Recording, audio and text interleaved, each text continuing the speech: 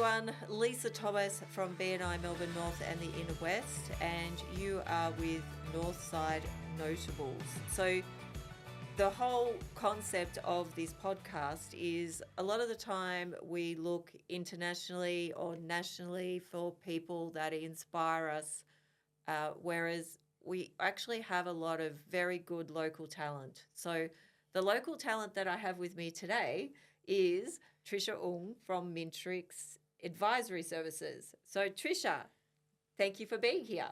Thanks, Lisa. I love being here today. Yes. So tell us a little bit about your business and what you do, and what is the what drives you to do what you do. Yeah, so I've been in business for 4 years now. Mintrix Business Advisory is my business. We started off in 2021. It was during a time of obviously a lot of uncertainty in and around Melbourne businesses with COVIDs and lockdowns. And it started off just trying to help different business owners in the community with navigating different challenges. And from there, I started to get opportunities to continue helping, and that's where it grew from there. Okay. So what sort of things do you help people with? Yeah, at the moment, really specialising in business advisory services. So what that means is helping small business owners with the actual nitty-gritty operational parts of their business, from things like cash flow management, time management, physical space requirements, any challenges that the business owner is navigating. That's something that we can help with from an advisory point of view. So not too much of your traditional business coaching where it's mindset focused, but we're focusing a lot more on implementation and the hands-on approach. Okay. So do you actually get in there and do it for them, or do you help them put the processes in place that they need, or what sort of things? Yeah, it's helping with implementing those processes. Most of my clients are based in the Melbourne's northern suburbs. Yep. My office is based out of Bundoora, and with BNI, we are based up in Epping as well. So it's a bit of a geographical space that I work in. And the point of difference there is that I'm actually able to go into my clients' businesses to see what I can actually help them with and areas of being able to improve. So, for example, when you walk into someone's business, you have a look at, their inventory management setup or their desk setup, or the way that their team are operating and working. And then you pick up any small inefficiencies and things like that along the way that you can able to help implement better systems and processes for them. Okay. And so how long do you normally work with the businesses? Is it a short-term thing, or do you work with them over a long period of time? Yeah, that one's a really good question. So it depends on what the client's requirements are. Some of my clients, all of my meetings and sessions are 2 hours long. And we found that 2 hours was the ultimate sweet spot where we were able to get a lot done during a certain period of time, but not over, but not obviously intrude on the whole entire business day, as well as 1 hour was just too short to be tackling the firefighting or any challenges in the business, plus working on strategy and growth. So 2 hours is my normal standard session time. And then from there, it's the frequency that the business owner wishes to meet.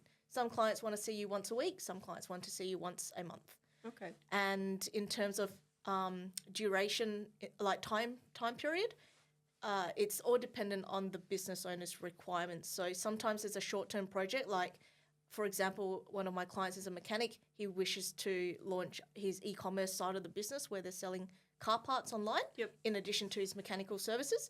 So that's a whole different business strategy and plan, and website and everything else, and inventory management and part numbering, SKUs, counting inventory and everything in between that is involved in adding a new element or new product stream into your business. So something like that where it's a bit of a short-term launch strategy and project, that might be anywhere from 3 to 6 months. And I've got other clients where I've been ongoing working in their businesses for 3+ years as well. Okay. Oh, that's quite a long time. Yeah. Yeah. And I assume that that would also be if people were, their business was at a certain level and then they wanted to grow it or have a greater capacity, you'd be able to help them do that as well? Yeah, so one example is especially when I first started doing the consulting and advisory work, I worked for a small business who was in the pet food industry, and during COVID, a lot of people had dogs and e-commerce boomed like crazy. Yes. But what we needed to do was ensure that although we were growing at quite a rapid rate, that the business continued to be sustainable Yes. after after a peak in the market. And as things started to return back to normal and people started going back to shops and obviously still supporting local, but physically going to shopping centres, and e-commerce is still an important part of the market, but it's not the only part of the market. So now it's all about ensuring that the business is able to maintain that consistency, and we haven't overloaded on the expenses that we can't reduce as well. Yep. Overheads can really be detrimental to cash flow. So what would you say from your experience, because obviously you've worked with a lot of small to medium businesses. So what are some of the key things that help with growth of a business? What are some of the key areas that you'd look at? Definitely having a plan and strategy in place. We all heard the saying, if you don't have a plan, you've planned to fail. Yes. So it's all about making sure that the business owner knows what their vision is, what their mission of their business is, and to work with them on developing that plan, which is what we do in one of our first sessions, to be able to have the steps in place to reach that particular goal. As an example, when I first meet with all of my clients, I do offer a complimentary discovery session. Yep. And during that session, we do a deep dive into the current operations of the business, have a look at what's working, what's not working, and what are the areas for growth, and how that conversation, as we progress through that conversation, we have a look at all the different areas, from things like human resources, marketing, operations, customer service, finance, the list goes on, to be able to have a look at the areas that we can really improve to get the best result out of a particular business, as well as what the business owner's visions and goals are. Okay. So what's your vision and goals for your business at the moment?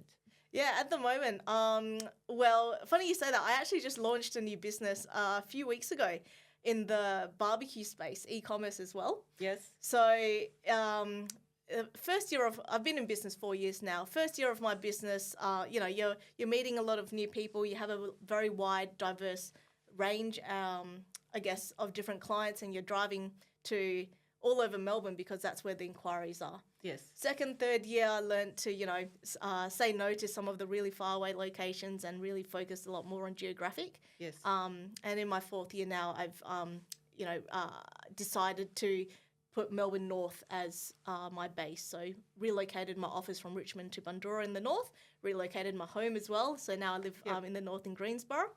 And through that, I've decided that, although I guess a lot of my business owners that I work with, they're all rubbing off on me, and it's an entrepreneurial spirit that one business is not enough. So a few weeks ago, my partner and I, after one too many beers and barbecues, we decided to launch a barbecue business. He's from a South African heritage background, and when he first moved here 15 years ago, he wanted a traditional braai or barbecue unit. Yes. But he couldn't find one in the market, so he made his own. Being a steel fabricator, he made his own little barbecue braai out of steel parts and bits and pieces, offcuts. Yes. And this thing's 15 years old and still going strong. And everyone who comes over, it looks like it should be in a museum.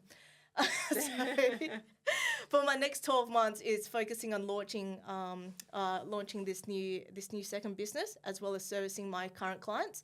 And it's all about practicing what you preach as well. Yes. So all of the marketing, the finance, the human resources, the limited resources that we have from, startups, obviously, there's no income coming in while you're building a design, a prototype, and marketing. So, understanding the grassroots of business and being able to practice what I preach, I think is very important. And, throughout my business journey, I've really embraced the different challenges and opportunities that keep coming along. And I think for my vision for the next few years is to continuing to grow both businesses, both Mintrix, where I can help other small business owners, and on the side be able to have a look at this e-commerce barbecue business to be able to see what we can do in that space to help our learnings with other business owners as well. Wow, Oh, that sounds great. Sounds like a bit of fun, actually. It is. Yes. And the social media is really, now I really understand how time consuming it all can be. Yes. Firsthand. Yep. But yeah, no, it's starting to grow some legs and getting shared and all that sort of stuff. So now we're navigating trademark process, patents, the legal side. It's fully set up as a PTY LTD, so navigating the accounting side. Our first market stalls next weekend, so navigating insurance. So really practicing what we preach and working with the business owners in Mintrix and being able to, start this business from the ground up. So now that I can really understand both the product side and the service side of businesses. No, that's fantastic. So what would you say are some of the common roadblocks that the businesses that you deal with sort of get stuck at, that, stop their growth, or they get really bogged down and can't get stuck, really? It's the resource constraints. It's always time, money, people, and physical space. Those are the top four. So in terms of constraints, it's usually, because you've hit a limit in a particular area. However, what I find with a lot of business owners, regardless of the industry that they're in, is by adding a particular resource, you're not working at the optimum capacity anymore. So let's say, for example, you've got 5 staff and the 5 staff are working really well. You then get more work in. So if you were to add in the 6th person, would all your machines on all your inventory or all your, if it's a service-based business, do you have enough work coming in to sustain that? Yep. Ongoing, not just as an ad hoc 1 or 2 months. So by adding to your overheads through adding a new labour resource, you're adding to obviously your overheads for your wages as well as superannuation, and the ongoing cost of things like office space, stationery, fuel and everything else that's a business expense. So it's when I work with businesses, we have a look at what the optimum level is for them to work most profitably. Yes. And reduce the amount of overwork and any challenges like being under-resourced in a particular area. Okay, that's a really good way of looking at it. That's great. So you're a part of BNI. Yes. You're a vice president in BNI Business Elite, which is one of our new groups in Epping. So you're right in the heart of the North where you want to be. So that's fantastic. So do you want to just share a little bit about how BNI has helped your business? Yeah, definitely. When I first started my business, my background's actually when I first finished university at the age of 21, I joined an underground mining company. I'm from Western Australia. Okay. And after 8 years working for that company, where midway I relocated to Melbourne to help them expand into the crushing and screening industry, I found that when it was ready to break away from that business, all of my professional contacts were all within that one organisation for the last decade that I've been working. It was either that or my high school friends or my university friends. Yes. And being in a new city in Melbourne when I was originally from Perth, I needed to create a professional network, which was outside of that company that I was with for so long. So along came BNI to be able to find other professionals to work with alongside so that I had someone to refer my clients to. My clients regularly need referrals to accountants, bookkeepers, insurance, and a lot of other professionals. And I needed that trusted network. So, after investigating, opportunities and networking in different areas, I found BNI to be the best fit for me. Yep. The structure and accountability from being an employee for an extremely long time to going to university for a really long time. There is a lot of structure in those areas. Yes. And the BNI's values as well as the accountability was just an excellent fit for me. And that's how I started. And the reason why I guess I've continued is the continued relationships that you make and the continued business that you do within the network. So Trish, tell us a success story from your years in BNI. So you've been in BNI for 4 years. Yeah. And tell us a story about one of the things that helped with your business. Yeah, so it has been 4 years since I first joined BNI. And when I first started, I did all the training, and all the training said, go and find contact spheres and start a power team and start to really network really heavily with the people who are in your contact sphere. So as an example, as a business advisor and business coach, I was working very heavily with the accountants, the bookkeepers, the financial planners, insurance brokers, who are all part of my contact sphere, and ultimately we formed a power team. However, the best referrals that I received was actually 4 referrals within a month, and that came from a hospitality business owner right here in Melbourne. He was able to introduce me not only to one, but almost all of the trades that he actually had through his venue on a regular basis. So that would have been his, he had a refrigeration mechanic who did his air cons and regularly serviced them. He had the guy who installed his beer taps, beer tap systems, through to the locksmith who's put a electronic lock on his front door.